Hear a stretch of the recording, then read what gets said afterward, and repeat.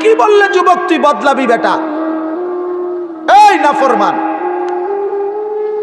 তোমরা যারা এক ওয়াক্ত নামাজ পড়ো না, আরে অসভ্য, আর কি বললে তুমি বদলাইতা? মানুষের বাচ্চা এত অসভ্য হয় কেমনে? মুসলমানের বাচ্চা এত বড় বেহায়া হয় কেমনে? যে তার মায়ের দুধ খাইছে, ইমানদার মার, সে এত বড় নির্লজ্জ হয় কেন? এত বড় ঘাউরা ঘাটতারা হয় কেন? বলেন।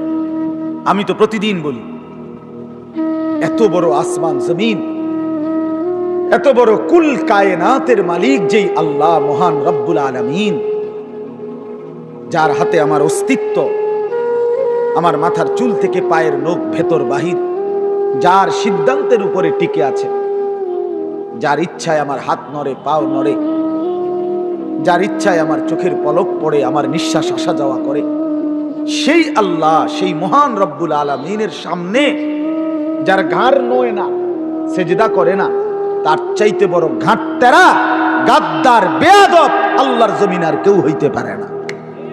এজন্য বেনামাজি, তুই সবচেয়ে বড় ঘাউরা, তুই ঘাটতেরা বেটা, তুই গাদ্দার। কার সাথে গাদ্দারি করছো টের পাও না? হ্যাঁ, তুমি কি মনে করছো আল্লাহ রে? কি ভাবছো? কি তা আল্লাহ? আল্লাহকে কি মনে করছো? আল্লাহ প্রধানমন্ত্রী, প্রেসিডেন্ট, সামান্য একটা দুনিয়ার মালিক,